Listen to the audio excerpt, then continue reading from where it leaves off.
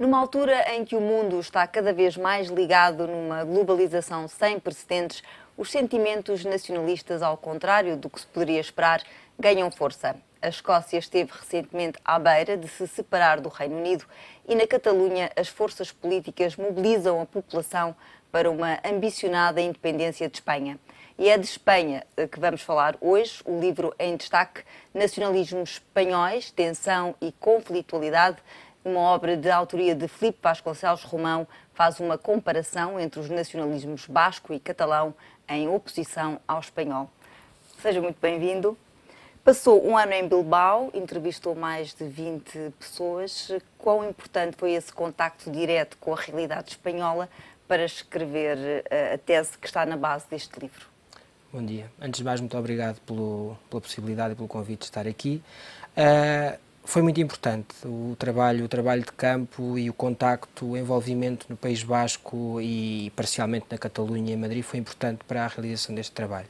Eu comecei, na base deste livro está a minha tese de doutoramento, eu comecei a trabalhar nela como projeto em 2007 e depois é sempre a questão que está no âmbito de uma investigação científica na área das ciências políticas, é o que é que nos motiva mais, um tema em abstrato e depois vamos à procura do estudo de caso, ou o estudo de caso e depois vamos tentar uma abstração com base nesse estudo de caso. No meu caso foi mais a segunda hipótese. Eu tinha um grande interesse pela política espanhola e em função de conversas com orientação com os vários professores do programa, fomos conseguindo afinar esse interesse através de quadros teóricos que depois permitiram redigir este trabalho. E devo dizer que eu até maio de 2008, quando fui pela primeira vez a Bilbao, nunca tinha estado no País Basco. E cheguei ao País Basco com uma percepção, com aquele receio do lugar comum sobre o papel da ETA, sobre o terrorismo, sobre os receios que havia de uma realidade diferente e de uma realidade marcada pela violência política. E qual foi a realidade que encontrou?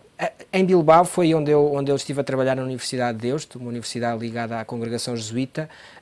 Em Bilbao foi uma realidade completamente diferente daquela que estava projetada, uma realidade onde 80% das pessoas falam espanhol, onde naqueles grandes armazéns típicos de Espanha, quando nós chegamos, por exemplo, a Barcelona, atendem-nos em catalão, em Bilbao falam em espanhol connosco em todo o lado, e foi a realidade... Então não há assim tanta gente a falar basco? Não, há mais gente a falar basco em Guipúzcoa, portanto em San Sebastián ou Donostia, e menos pessoas em Vitória, que é a província a sul em Álava, cuja capital é Vitória, aliás, e em Bilbao. Aí não há uma grande marca basca do ponto de vista linguístico, do ponto de vista da identidade. Mas esses sentimentos nacionalistas não são assim tão visíveis? Os sentimentos nacionalistas são, mas não se expressam, ao contrário do catalão, necessariamente na língua basca. Há uma noção da diferença, há uma noção, sobretudo, do peso económico per capita, podemos dizer assim, do maior desenvolvimento económico e social. Há uma ideia cada vez mais de uma Bilbao integrada nas rotas culturais, uma Bilbao mais cosmopolita até do que propriamente espanhola ou basca. E essa identidade própria que determinadas regiões do País Basco estão a ganhar, através da cozinha, através da cultura, através da inserção do Guggenheim na cidade, têm permitido criar ali uma identidade diferente e diferenciada, já diferente daquele velho nacionalismo do início do século XX, em que a língua basca era o ponto fundamental, e até do próprio nacionalismo que a ETA materializou durante uma série de anos, violento. A violência da ETA fez com que o nacionalismo basco fosse diferente ou se transformasse, evoluísse de uma maneira diferente do nacionalismo catalão, por exemplo? Sim, na base dos dois nacionalismos há pressupostos diferentes. O nacionalismo catalão é mais cultural, historicamente, o nacionalismo basco é mais étnico, mais marcado por questões, inclusivamente por um discurso racial. Mas, gradualmente, o que nós temos assistido, na minha opinião, nos últimos 30 anos, provavelmente, foi com a democratização espanhola e com o papel, a permanente atividade da ETA, mesmo num contexto democrático, um distanciamento desse radicalismo. Isso assistiu sobretudo a partir dos anos 90. As pessoas começam a distanciar-se da violência, começam a entender que a violência não vai levar a lado nenhum, que até é prejudicial para a luta. A sociedade basca começa a censurar uma violência exagerada, o assassínio de vereadores jovens do Partido Popular, como em 1997, com Miguel Ángel Blanco. Começa a haver um distanciamento e isso provoca alterações na matriz do nacionalismo. As ideias, o legado histórico está lá, a reclamação em torno de determinados valores históricos, culturais, linguísticos estão lá, mas vai havendo uma adaptação à realidade, sobretudo quando há uma comparação com a Catalunha, em que, com a ausência de violência, o que se constata é que o nacionalismo catalão conseguiu afirmar de uma forma mais vincada. De uma forma, no fundo, institucionalizou-se. Institucionalizou-se. Enquanto o nacionalismo basco também teve institucionalização numa comunidade autónoma, esta comunidade autónoma esteve em permanente tensão, este nacionalismo moderado que ocupou esse espaço esteve em permanente tensão e foi permanentemente posto em causa pela ação da ETA e pelos violentos, pelo terrorismo, pelo nacionalismo mais violento. Na Catalunha, não havendo esta violência, essa institucionalização foi-se materializando de uma forma mais consistente. E nós podemos assistir hoje em dia ao sistema regional catalão, ao sistema político catalão. Nós assistimos a uma realidade plural politicamente, sem qualquer género de violência, em que nós temos partidos de esquerda e partidos de direita catalanistas e em que cada vez menos os partidos espanholistas, podemos dizer assim, contam. No caso basco, só se começa a assistir a esta transformação, a esta erosão dos partidos espanhóis, com o fim da violência em 2010. Até aí, a presença nacionalista espanhola, podemos dizer assim, tinha sido consideravelmente forte. E como é que se pode avaliar a situação atual na Catalunha? As instituições ou as regras que foram definidas na Constituição de 1978 parece que já não chegam.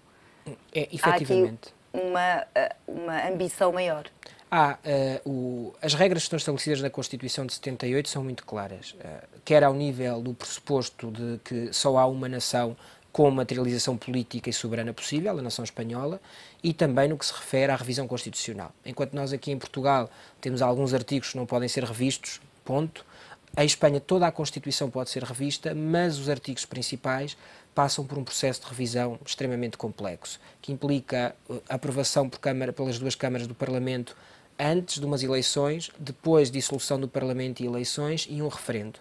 Portanto, é praticamente impossível, e aprovação por 2/3, é praticamente impossível ou imaterializável uma revisão que permita à Catalunha, dentro do atual quadro constitucional, dentro de uma revisão, materializar a sua independência. O que é que está a acontecer neste momento? Nomeadamente fazer um referendo para a independência. O que estamos a ver é uma pressão política em função desta inexistência de possibilidade constitucional.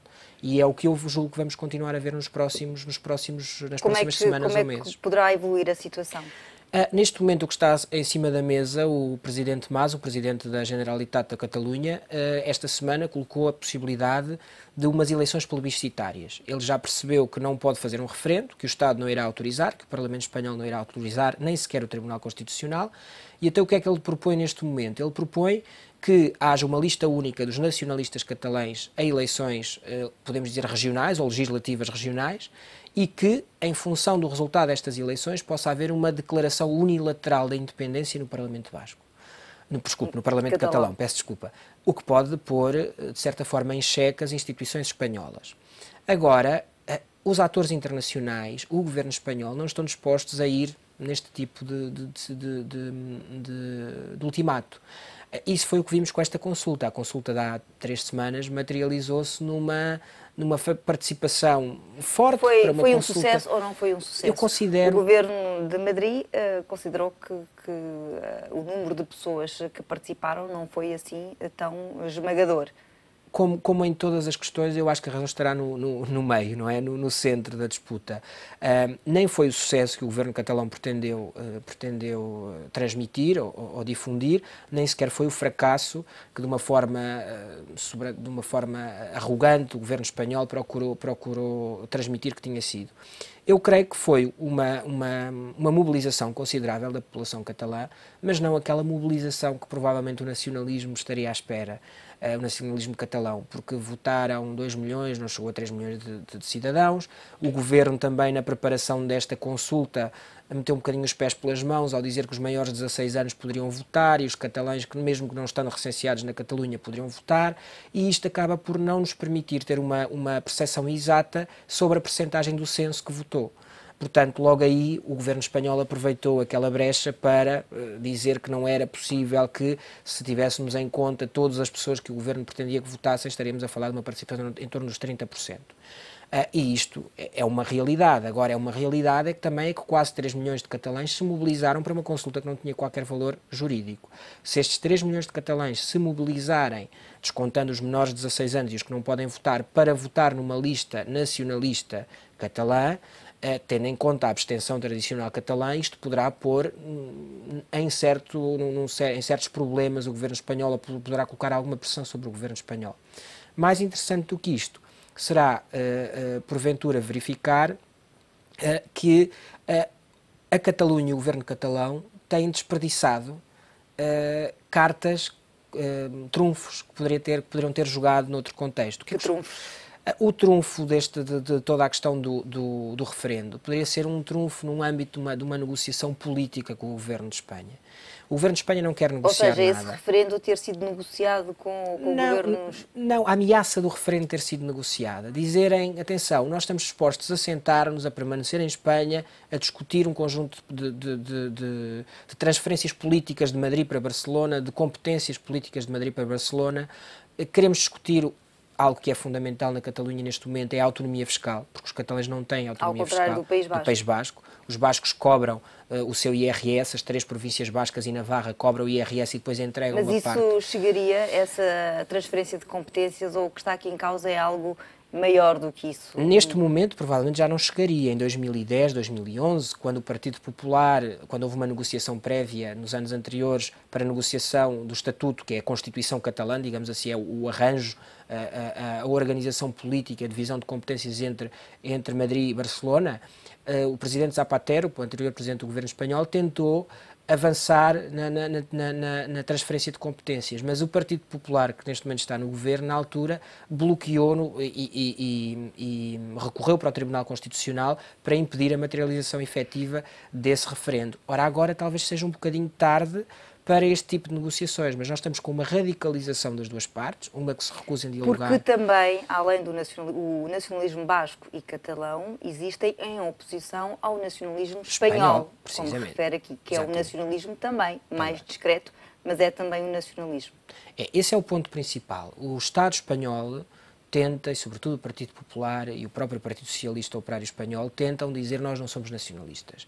E o meu argumento justamente no livro é esse, quem pretende manter um Estado agregado em torno a uma identidade nacional, sendo que o Estado é a máxima expressão política a que pode almejar uma identidade nacional, um Estado que pretende, ou um movimento político que pretende esta coincidência, é um movimento nacionalista. Sobretudo um movimento que depois tem nacionalismos no interior desse Estado, que considera como seu, que pretendem afastar-se, e os impede de se afastar. Portanto, há um nacionalismo espanhol. E o principal protagonista dele tem sido o Partido Popular, conforme disse. O Partido Popular tem sido, desde o final dos anos 90, o principal protagonista do movimento, desde as presidências a Aznar, o principal protagonista desse nacionalismo espanhol. Um nacionalismo que não é assumido, mas que é afirmativo.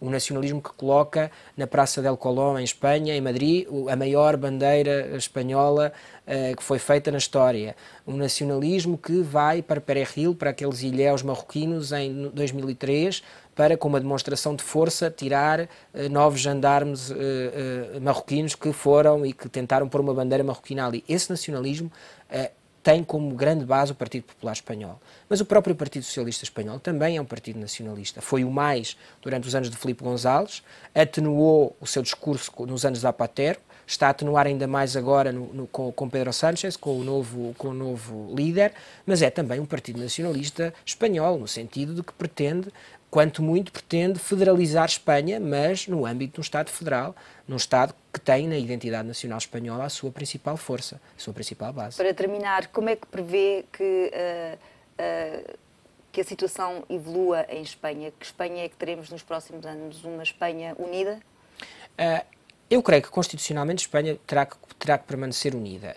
Agora há um grande desafio neste momento em Espanha que quanto a mim até é maior neste momento que os próprios nacionalismos periféricos ou centrífugos, que é a questão do sistema político espanhol atual, que está profundamente desgastado por casos de corrupção. Os principais partidos, o Partido Socialista não tem força suficiente para capitalizar esse descontentamento da cidadania com o Partido Popular Temos e com a os casos de subida corrupção. do Podemos. E temos a subida do Podemos, que é indiscutivelmente a grande marca política que vai permanecer na agenda espanhola nos próximos anos. Porque havendo uma fragmentação nas próximas eleições legislativas, tudo fica posto em causa, no sentido dos arranjos parlamentares, que até eventualmente podem permitir uma federalização de Espanha numa revisão constitucional, mas sempre no caso do Partido Popular sofrer um desgaste eleitoral mais profundo.